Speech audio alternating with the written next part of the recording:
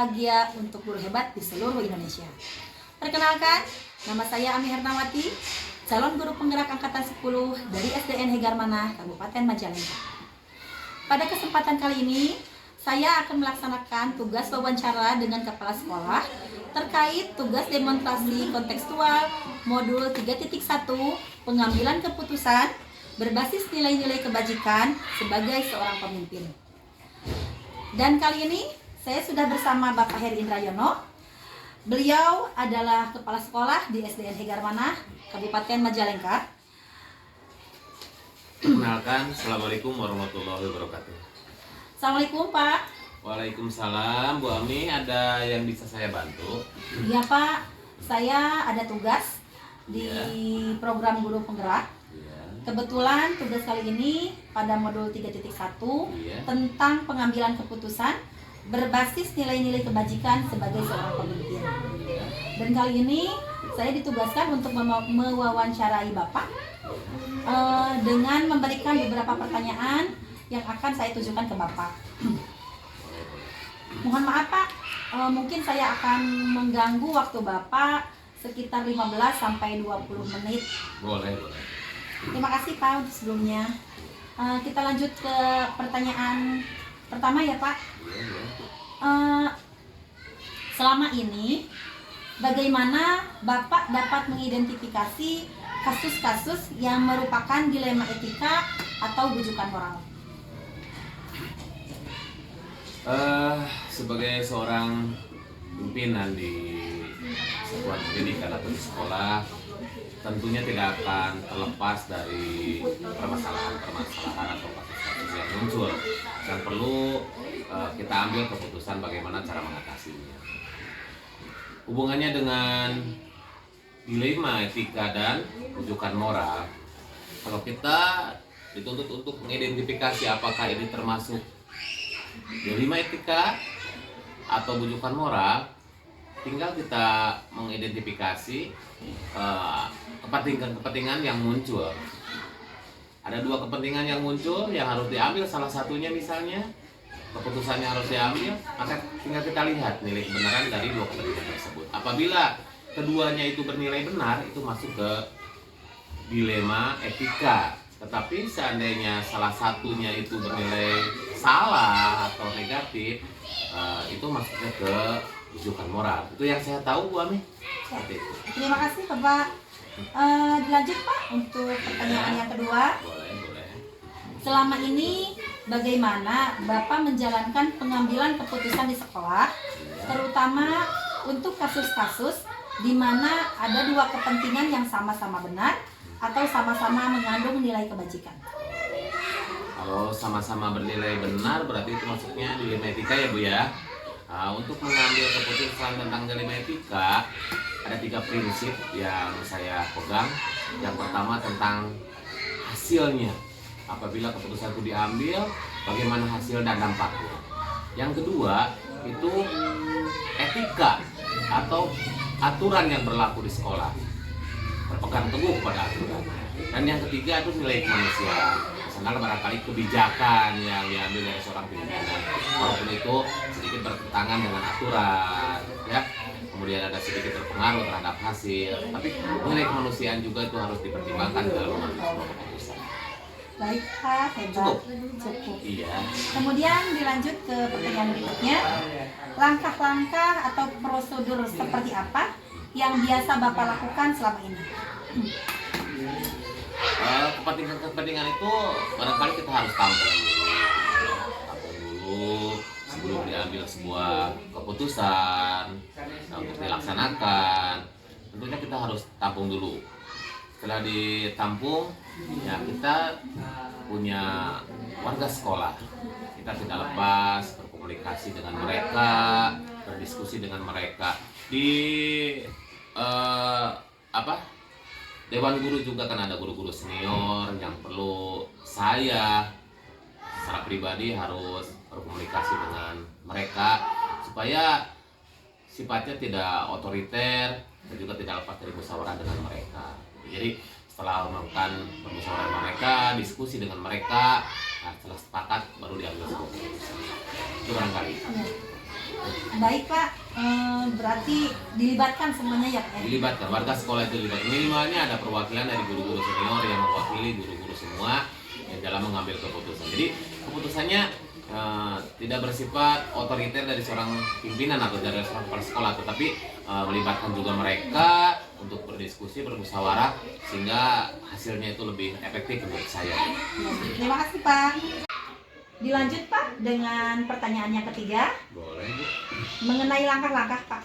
Langkah-langkah atau prosedur seperti apa yang biasa Bapak lakukan selama ini? Langkah-langkah di dalam mengambil sebuah keputusan tersebut, kita bisa awali dengan mengumpulkan semua informasi. Kemudian kita mengidentifikasi informasi tersebut tentang nilai-nilai yang bertentangannya. Kemudian mempertimbangkan dampak dari keputusan yang kita ambil. Kemudian kita melaksanakan diskusi seperti tadi sudah terulas sedikit di jawaban yang nomor 2 tadi ya Bu ya. Kita tidak terlepas dari diskusi atau musyawarah dengan tim atau dengan guru-guru senior kita. Kemudian ambil keputusan itu berdasarkan analisis tersebut. Dan yang terakhir, buat rencana untuk melaksanakan atau menyelesaikan keputusan tersebut. Baik Pak, terima kasih. Pertanyaan selanjutnya Pak, yaitu pertanyaan yang keempat. Iya. Hal-hal apa saja yang selama ini Bapak anggap efektif dalam pengambilan keputusan pada kasus-kasus dilema etika? Ada 3 prinsip ya Bu ya yang saya pakai di dalam mengambil sebuah keputusan. Yang pertama yaitu hasil atau produk dan dampak barangkali yang lebih tepatnya. Jadi apabila keputusan itu diambil, seberapa besar dampaknya. Kemudian yang kedua yaitu etika atau aturan yang berlaku di sekolah kita yang menjadikan pandangan saya. Kemudian yang ketiga adalah nilai kemanusiaan. Barangkali 3 prinsip itu akan dijadikan dasar dalam pengambilan sebuah keputusan. Baik Pak, dilanjut ke pertanyaan nomor 5, Iya. yaitu hal-hal apa saja yang selama ini merupakan tantangan dalam pengambilan keputusan pada kasus-kasus dilema etika. Yang menjadi tantangan bagi saya itu sebenarnya rasa was-was dan rasa takut saya. Kalau bahwa keputusan itu tidak diterima oleh semua pihak. Saya ingin bahwa keputusan yang saya ambil itu harus dapat diterima oleh semua pihak. Barangkali itu hanya rasa was-was saja gitu. Tapi insya Allah seandainya keputusan itu sudah dipertimbangkan dengan matang, dengan baik, saya kira itu bisa diterima oleh semua pihak. Itu saja barangkali yang tantangan. Baik, terima kasih. Dilanjut ke pertanyaan nomor 6. Ya. Apakah Bapak memiliki sebuah tata cara atau jadwal tertentu dalam sebuah penyelesaian kasus dilema etika? Apakah Bapak langsung menyelesaikannya di tempat atau memiliki sebuah jadwal untuk menyelesaikannya? Entah itu bentuk atau prosedur seperti apa yang Bapak jalankan? Selama ini saya tidak punya jadwal secara khusus, barangkali Bu Ami. Saya berprinsip lebih cepat lebih bagus, ya, lebih cepat lebih bagus dan lebih bagus, tidak berlama-lama.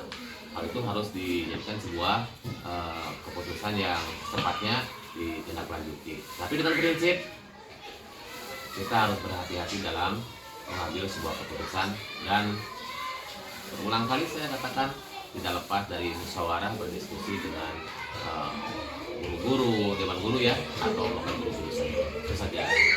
Baik, terima kasih. Dilanjut ke pertanyaan selanjutnya Pak. Adakah seseorang atau faktor-faktor apa yang selama ini mempermudah atau membantu Bapak dalam pengambilan keputusan dalam kasus-kasus dilema etika? Iya, tadi sudah terjawab sedikit di pertanyaan sebelumnya ya Bu ya. Kita kan punya tim guru senior ya, atau bahkan bisa semua dewan guru juga dilibatkan. Itu barangkali yang banyak membantu. Terima kasih. Lanjut Pak ke pertanyaan selanjutnya, yang merupakan pertanyaan terakhir Pak. Iya. Dari semua hal yang telah disampaikan, pembelajaran apa yang dapat Bapak petik dari pengalaman Bapak mengambil keputusan dilema etika?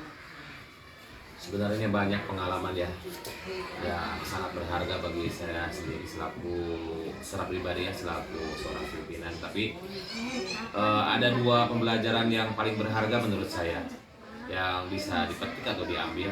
Yang pertama yaitu tentang arti pentingnya sebuah komunikasi dan kolaborasi. Yang sananya di dalamnya ada musyawarah di dalamnya. Itu yang bisa saya ambil. Kemudian yang kedua, satu prinsip bahwa keputusan yang diambil itu yang pertama harus adil dan harus bermanfaat untuk semua orang. Barangkali itu yang harus digarisbawahi di dalam pengambilan sebuah keputusan. Baik Pak, terima kasih atas semua jawaban-jawabannya. Dan pertanyaan tadi adalah merupakan pertanyaan yang terakhir. Dan saya mohon maaf telah mengganggu waktu Bapak dengan durasi yang cukup panjang gitu. Sama-sama Bu Ami, nggak apa-apa. Mudah-mudahan jawaban dari saya itu tidak memuaskan agar Ibu dapat menggali informasi-informasi terkait ini dari referensi atau sumber-sumber lain. Baik Pak, terima kasih Pak Iya, sama-sama. untuk motivasi dan wejangan semuanya. Iya. Terima kasih. Assalamualaikum warahmatullahi wabarakatuh. Waalaikumsalam. Demikian wawancara saya bersama Bapak Kepala Sekolah di SDN Hegar Manah, Bapak Heri Indrayono. Dan saya telah melaksanakan tugas demonstrasi kontekstual 3.1. Sampai jumpa di kegiatan-kegiatan selanjutnya. Terima kasih. Assalamualaikum warahmatullahi wabarakatuh.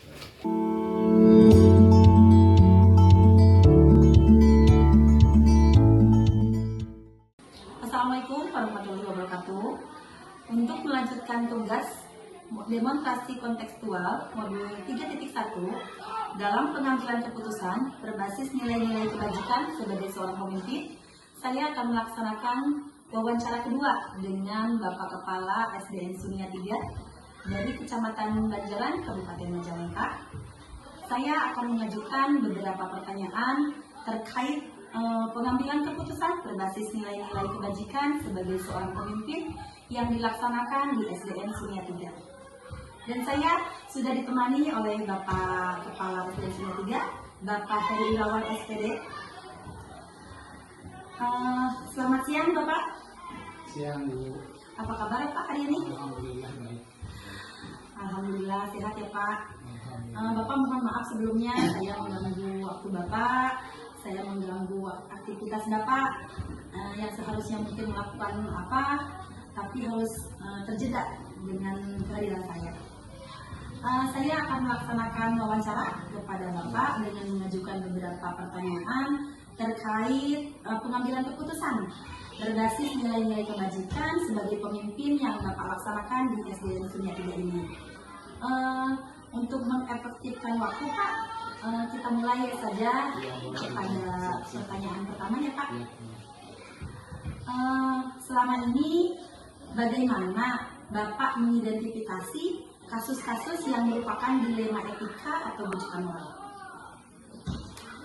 Kami di sini di sekolah ini yang kami lakukan ketika ada dilema etika, kami selalu mengedepankan atau mengidentifikasi dan tahunya itu memang tahu dari laporan orang lain. Maksudnya orang lain di sini adalah dari guru-guru.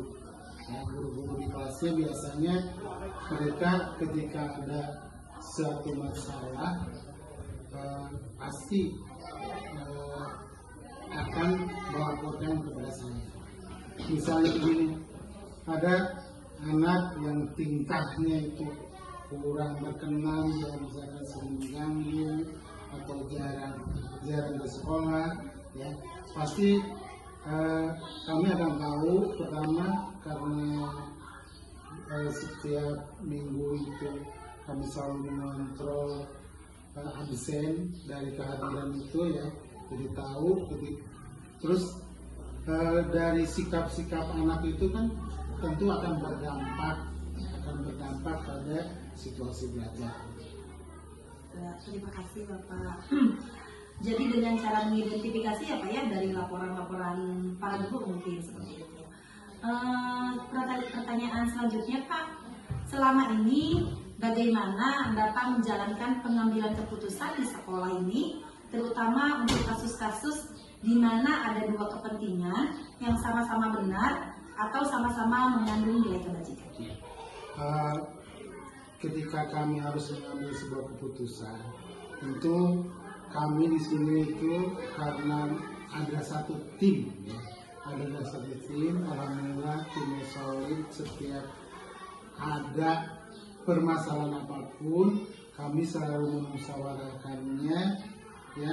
Tentunya dengan mempertimbangkan semua aspek, ya, dan mendengarkan pendapat-pendapat dari orang lain, karena yang keterlibatan dalam tim itu di sini ada guru, ada komite, ada orang tua murid, sehingga tentu apa yang saya putuskan itu adalah berdasarkan masukan-masukan dari mereka. Baik, Pak.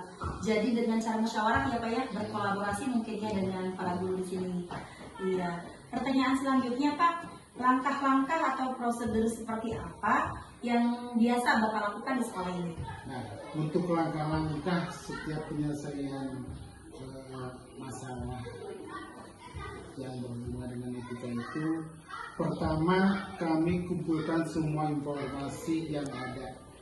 Sumbernya itu ya, baik dari laporan orang tua atau kadang dari komite, memang yang lebih sering dari guru-guru yang setiap hari berhubungan langsung dengan anak-anak. Yang kedua, dari masalah-masalah itu kami identifikasi nilai-nilai yang bertentangan. Ya. Terus yang ketiga, kami bicarakan dengan tim untuk mencari solusi yang adil, yang sebaik-baiknya. Ya. Jadi di sini kami tidak hanya berdasarkan karena sebagai kepala sekolah misalkan kami punya wewenang untuk menentukan berbagai kebijakan. Memang betul, tetapi kebijakan yang kami ambil itu adalah hasil musyawarah untuk mufakat. Terus yang ke langkah selanjutnya ya, kami buat keputusan untuk menyusun rencana apa untuk tindakan selanjutnya yang harus ditempuh dalam menyelesaikan masalah tersebut. Baik, jadi melalui 4 langkah ya Pak ya, mengumpulkan informasi, mengidentifikasi, kemudian membicarakan solusi, mencari solusi, dan membuat rencana seperti itu ya Pak ya. Pertanyaan selanjutnya yaitu hal-hal apa saja yang selama ini Bapak anggap efektif dalam pengambilan keputusan pada kasus-kasus dilema etika? Tentu hal yang paling efektif, karena rasanya apapun kita harus lakukan dengan secara diskusi atau musyawarah. Semua ini dilakukan ya, untuk membuat keputusan yang jelas, yang adil. Selain hal itu juga kami harus terbuka dan mengkomunikasikan yang baik, yang benar kepada mereka, jangan sampai terus yang ke langkah selanjutnya ya, kami buat keputusan untuk menyusun rencana apa untuk tindakan selanjutnya yang harus ditempuh dalam menyelesaikan masalah tersebut. Baik, jadi melalui 4 langkah ya Pak ya, mengumpulkan informasi, mengidentifikasi, kemudian membicarakan solusi, mencari solusi, dan membuat rencana seperti itu ya Pak ya. Pertanyaan selanjutnya yaitu hal-hal apa saja yang selama ini Bapak anggap efektif dalam pengambilan keputusan pada kasus-kasus dilema etika? Tentu hal yang paling efektif, karena rasanya apapun kita harus lakukan dengan secara diskusi atau musyawarah. Semua ini dilakukan ya, untuk membuat keputusan yang jelas, yang adil.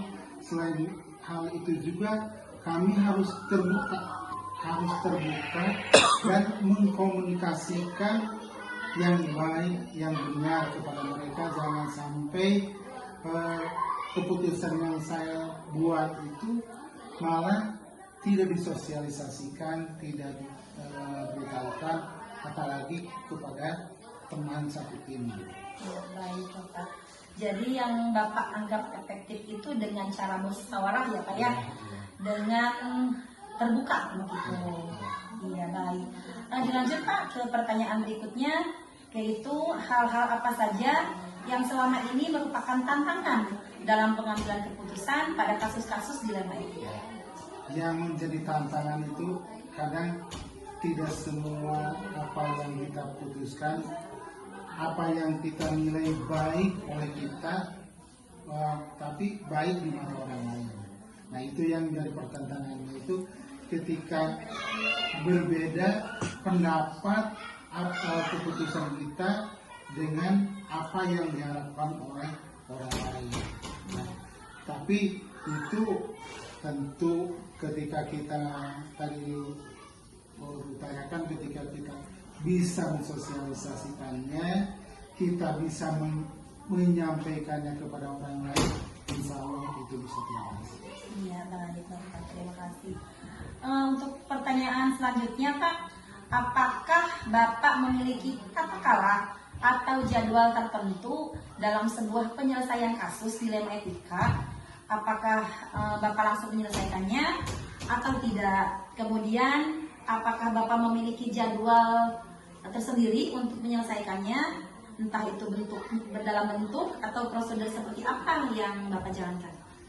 Nah, kalau untuk jadwal itu tidak ada jadwal tertentu, karena saya hanya memang ada tata tertib, ada di sekolah ini, tapi saya tidak punya jadwal tertentu. Misalkan ini sekarang jadwalnya untuk mengatasi masalah misalkan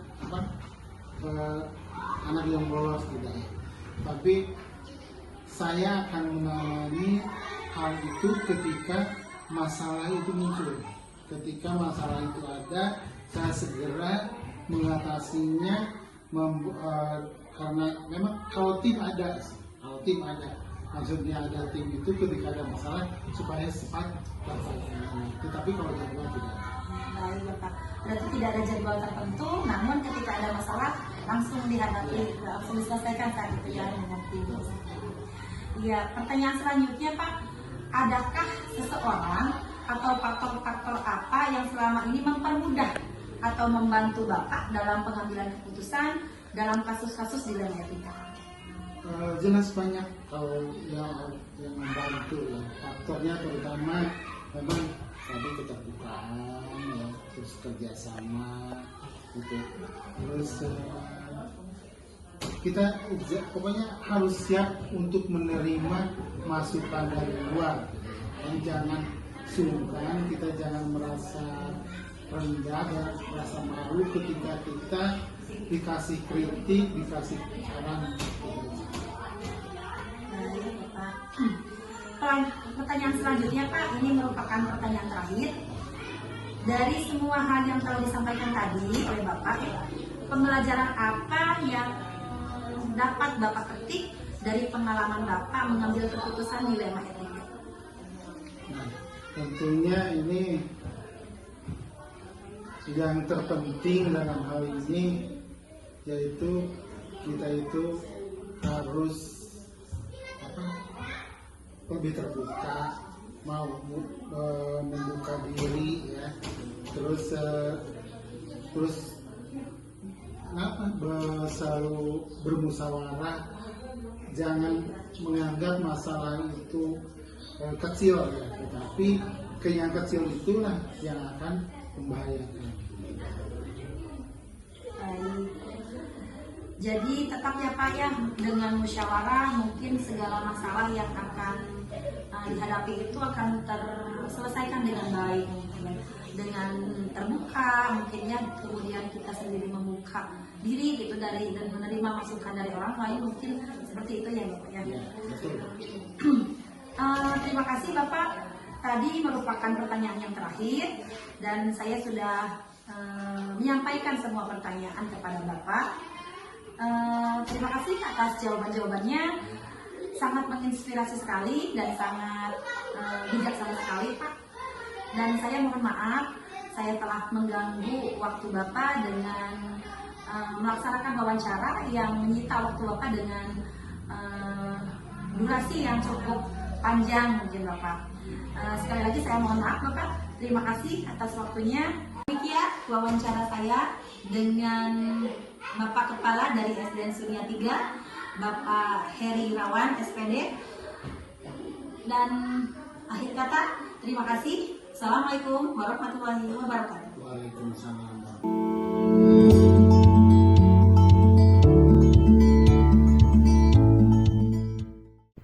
Assalamualaikum warahmatullahi wabarakatuh. Untuk melanjutkan tugas demonstrasi kontekstual modul 3.1 dalam pengambilan keputusan berbasis nilai-nilai kebajikan sebagai seorang pemimpin, saya akan melanjutkan wawancara yang ketiga kepada Kepala SDN Giri Mulia 2, Kecamatan Banjaran, Kabupaten Majalengka, di mana saya akan mengajukan beberapa pertanyaan kepada Bapak Kepala di sini. Dan saya sudah ditemani dengan Bapak Supendi. Beliau adalah Bapak Kepala di SDN Giri Mulia 2. Selamat siang Pak. Selamat siang. Apa kabarnya Pak hari ini? Alhamdulillah, baik. Alhamdulillah sehat ya Pak ya. Bapak mohon maaf sebelumnya saya mengganggu waktunya, mengganggu aktivitasnya yang mungkin harusnya melaksanakan kegiatan Bapak di sekolah, terganggu dengan kedatangan saya. Dan saya mohon maaf Pak sebelumnya gitu.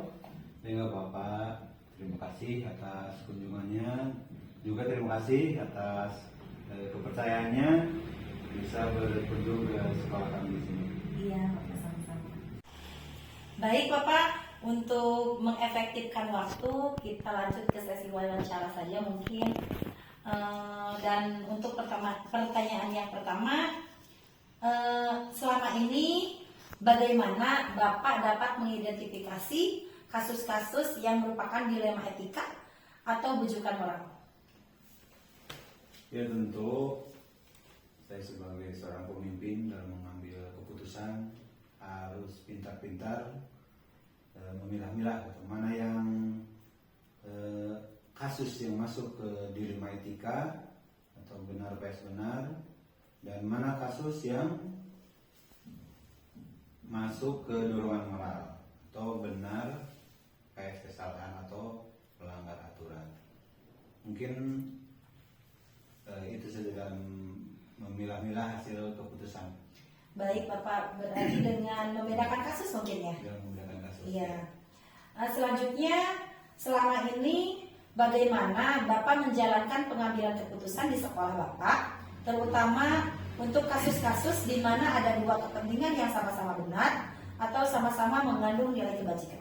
Nah, dalam mengambil keputusan dari kasus yang sama-sama benar dan dua-duanya sama mengandung nilai kebajikan, saya sebagai pemimpin bisa memilah mana yang lebih utama didulukan. Itu dengan 3 paradigma itu. Yang pertama, paradigma berbasis hasil akhir. Hasil akhirnya nanti bagaimana. Yang kedua, itu berpikir berbasis peraturan. Jadi berdasarkan peraturan yang ada. Terus yang ketiga, berpikir berbasis rasa peduli. Mungkin itu saja cara menentukan mana keputusan yang pertama harus diambil. Baik Bapak, terima kasih.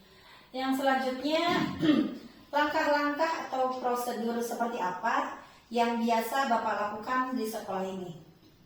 Nah, langkah dalam mengambil keputusan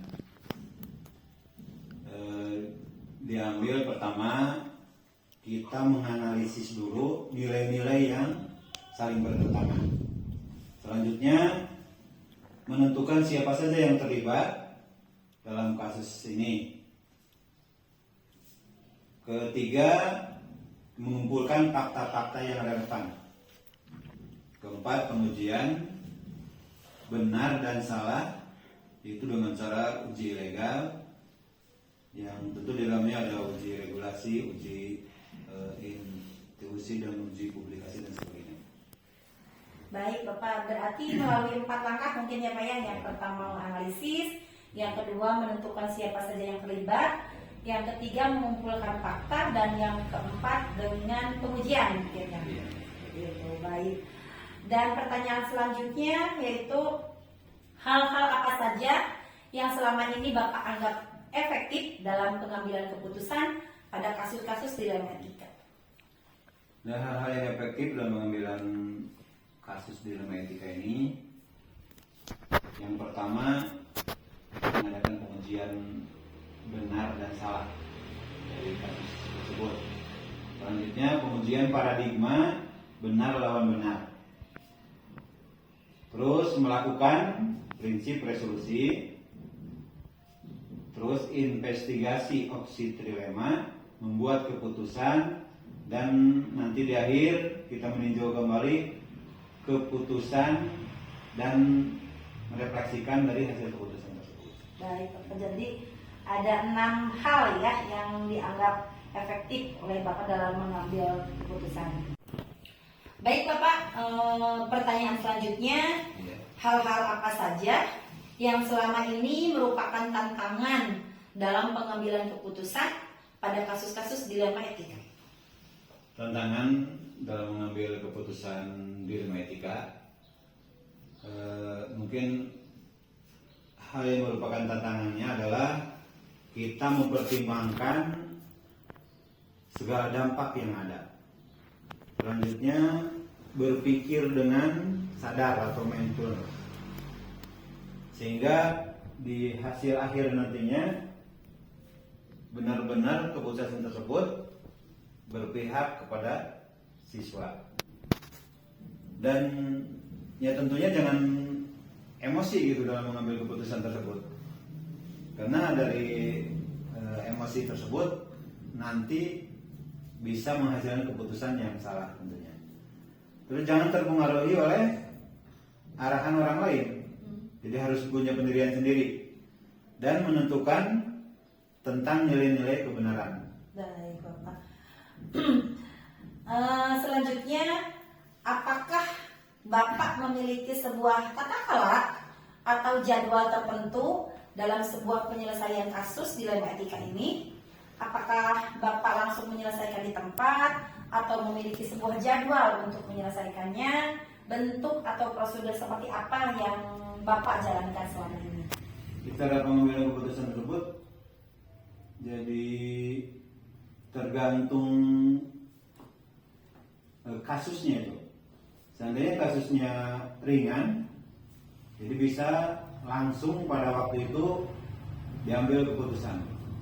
Nah, seandainya keputusan tersebut, kasus tersebut dianggap berat, ya tentu ditentukan jadwal, terus dengan siapa yang terlibat dalam kasus tersebut, dan mengumpulkan data-data yang lainnya. Baik Bapak. Jadi mungkin tergantung dari masalah tersebut mungkin ya. Jika ringan dan beratnya masalah ya, tersebut. berarti jika ringan langsung diselesaikan mungkin ya Pak ya. Jika berat mungkin ada tahap-tahap tersendiri mungkin begitu ya. Baik. Pertanyaan selanjutnya adalah, adakah seseorang atau faktor-faktor apa saja yang selama ini mempermudah atau membantu Bapak dalam pengambilan keputusan dalam kasus-kasus dilema etika? Ya, kebetulan di sekolah kami, alhamdulillah, dari setiap pengambilan keputusan dari setiap kasus ada guru senior yang membantu dalam proses menyelesaikan kasus yang ada di sekolah kami.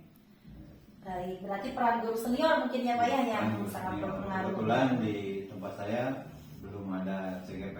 Iya, baik Pak. pertanyaan Ya. selanjutnya, ini merupakan pertanyaan yang terakhir, Pak. Dari semua hal yang telah disampaikan tadi, pembelajaran apa yang dapat Bapak petik dari pengalaman Bapak mengambil keputusan dilema etika? Pembelajaran yang bisa saya petik dalam pengambilan keputusan dilema etika ini yaitu pengambil keputusan yang dilakukan dengan mempertimbangkan paradigma sekaligus dan proses berpikir dalam dilema etika yang selanjutnya dilakukan pengujian menggunakan langkah-langkah sistematis sesuai pandangan Ki Hajar Dewantara. Itu murid akan merasakan kebahagiaan yang setinggi-tingginya setelah melakukan proses pembelajaran atau saat ini kita menyebutnya dengan merdeka belajar. Jadi itu sebenarnya sudah termasuk arti dari pendidikan menurut Ki Hajar Dewantara. Baik, Bapak. Jadi pengambilan keputusan dengan mempertimbangkan paradigma ya, Pak ya, yang nanti pada ujungnya mungkin berpihak pada murid ya, dan merdeka dalam belajar murid-muridnya begitu, seperti itu mungkin ya, Bapak ya. Baik, Bapak, terima kasih. Pertanyaan-pertanyaan saya sudah saya sampaikan dan terima kasih untuk jawaban-jawabannya, sangat menginspirasi dan sangat bijak sekali. Mohon maaf telah mengganggu waktunya, Bapak. Tidak apa-apa. Semoga Bapak sehat terus. Amin. Dan selalu bisa melaksanakan tugas dengan baik. Amin. Akhir kata, terima kasih Bapak. Wassalamualaikum warahmatullahi wabarakatuh. Waalaikumsalam. Demikian wawancara yang saya laksanakan di wawancara ketiga kepada Bapak Kepala Supendi yang bertugas di SD Giri Mulia II, Kecamatan Banjaran, Kabupaten Majalengka. Demikian, terima kasih. Wassalamualaikum warahmatullahi wabarakatuh.